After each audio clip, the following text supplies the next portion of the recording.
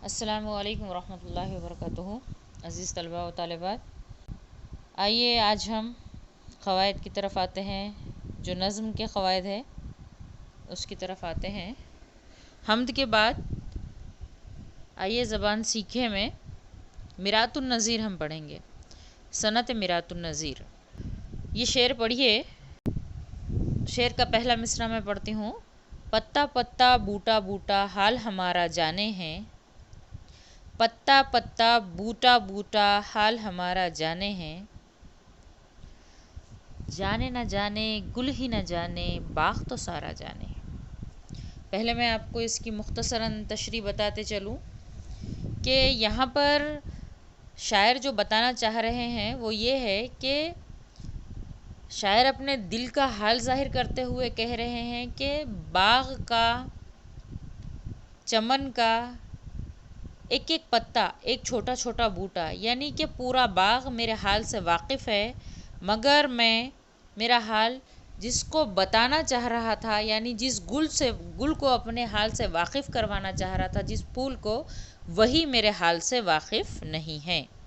यहाँ पर इस शेर का मतलब है, इसकी मतलब की ज़रूरत नहीं थी, सिर्फ आपको समझे इसलिए समझाई हूँ।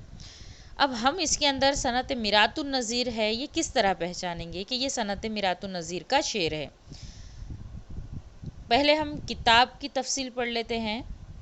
यहाँ पहले मिसरे में पत्ता बूटा और दूसरे मिसरे में गुल बाग़ के अल्फाज आए हैं। जैसे कि आप भी देख रहे हैं कि पहला जो मिसरा है, मिसरे उला, उसमें पत्ता और बूटे का जिक्र है, और जो दूसरा मिसरा है उसमें गुल और बाग़, ये दोनों का जिक्र है। जिनमें मुनासिबत पाई जाती है, पत्ता बूटे और गुल बाग़ से मुनासिबत रखता है। ये आप बेहतर जानते हैं कि ये तमाम जो चार भी चीज़ें यहाँ पर बताई गई है, पत्ता बूटा गुल और बाग़, ये सब एक दूसरे से मुनासिबत रखते हैं। जैसे मैं इसको आम ज़बान में कहूँ तो ये मैं बता सकती हूँ आपको कि ये एक ही ख़ानदान के अफराद हैं, ये कोई अलग नहीं है बल्कि एक ही ख़ानदान के अफराद हैं। तो जब ऐसा कोई शेर आता है जिसके अंदर या जिसमें मुनासिबत रखने वाले अल्फाज होते हैं एक दूसरे से, वो सनत मिरातुन नज़ीर कहलाते हैं। सबक में बताया गया है उसके नीचे, जब शेर में ऐसे मुनासिबत रखने वाले अल्फाज इस्तेमाल किए जाते हैं तो ऐसे इस्तेमाल को मिरातुन नज़ीर कहते हैं। देखिए, मैं वापस से इसकी किताबी तारीफ़ बयान कर रही हूँ कि जब शायर किसी शेर में किसी एक लफ्ज़ की रियायत से इसके मुतरादिफ अल्फाज इस्तेमाल करता है तो इसे मिरातुन नज़ीर कहते हैं। जैसे हमने ये शेर पढ़ा पत्ता पत्ता बूटा बूटा वाला, इस शेर में बाग़ की रियायत से इसके मुतरादिफ अल्फाज है, जैसे पत्ता बूटा गुल इस्तेमाल हुए हैं। ये बाग़ में होते हैं, पत्ता भी होता है, बूटा भी होता है और गुल भी होता है। तो इस जैसे जो अशार होते हैं या इस जैसे जो शेर होते हैं वो सनत मिरातुन नज़ीर कहलाते हैं। हम जब शेर पढ़ेंगे, जब पढ़ते हैं शेर, तो शेर पढ़ने पर हमें समझ में आ जाता है कि कौन सा शेर, कौन से शेर में कौन सी सनत है। जैसे सनत कई किस्म की होती है, जैसे सनत तलमी है, सनत मिरातुन नज़ीर है, सनत तज़ाद है, सनत मुबालगा, सनत इस्तिआरा, बहुत सारी सनतें हैं। इंशाल्लाह जैसे जैसे आगे आएंगी मैं आपको बताते चलूँगी। अभी फ़िलहाल आपको यहाँ पर दो ही देखना है, एक है सनत मिरातुन नज़ीर और उसके नीचे जो दूसरी है वो है सनत तज़ाद। हम्द का ये शेर पढ़िए। देखिए, ये हम्द के बाद ही दिया हुआ है, तो हम्द का ये शेर हम लोग हम्द में भी पढ़ चुके हैं, आप उसके मतलब से भी वाकिफ़ हैं, फिर भी मैं एक मरतबा उस शेर को पढ़ रही हूँ। नहीं तेरे सिवा यहाँ कोई, नहीं तेरे सिवा यहाँ कोई, मेज़बा तू है महिमा तू है। इस शेर में अल्फाज मेज़बान और मेहमान जो दो है एक दूसरे की ज़िद हैं।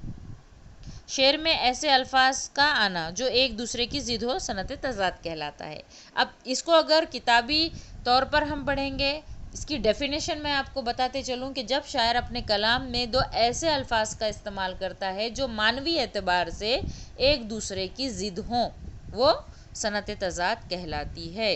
वापस से मैं बताती हूँ आपको कि जब शायर अपने किसी शेर में या अपने किसी कलाम में दो ऐसे अल्फाज इस्तेमाल करता है जो मानवी एतबार से एक दूसरे की ज़िद हों, तो वो सनत तज़ाद कहलाता है। जैसे मौत का एक दिन मुअय्यन है, मौत का एक दिन मुअय्यन है, नींद क्यों रात भर नहीं आती। इस शेर में दिन और रात ये दो अपोजिट वर्ड्स है, दोनों एक दूसरे की ज़िद हैं, इसीलिए ये सनत तज़ाद कहलाता है। इसी तरह सनत मुबालगा है, सनत इस्तिआरा है, मगर अभी यहाँ पर आपको ये दोनों याद करना है। मैं इंशाल्लाह आपको इसकी भी तारीफ़ डाल दूँगी और उसकी भी तारीफ़ डाल दूँगी। आप दोनों भी किताबी तारीफ़ें याद करिए और सनत मिरातुन नज़ीर के 3 शेर अशार और सनत तज़ाद के 3 अशार आपको अपने होमवर्क की कॉपी में करना है। अगर इसमें से आप लोगों में से किसी को कुछ डाउट हो तो आप मुझको पूछ सकते हैं, आप फ़ोन लगा सकते हैं, इंशाल्लाह मैं आपको उसमें समझा दूंगी। तो ये सनत तज़ाद था और सनत मिरातुन नज़ीर। मैं आखिर में फिर वापस से बोलते चलूँ कि मिरातुन नज़ीर हम इस तरह पहचानेंगे कि एक ही ख़ानदान के बहुत सारे अफराद, अब इंसानी मत ढूंढने लगी आप, मैं सिर्फ समझाने के लिए आपको बता रही हूँ। सिर्फ एक ही मुनासिबत के अल्फाज होना चाहिए, एक दूसरे से उसका रिलेशन होना चाहिए, और सनत तज़ाद में 2 मुतज़ाद अल्फाज का होना ज़रूरी है। ठीक है, चलिए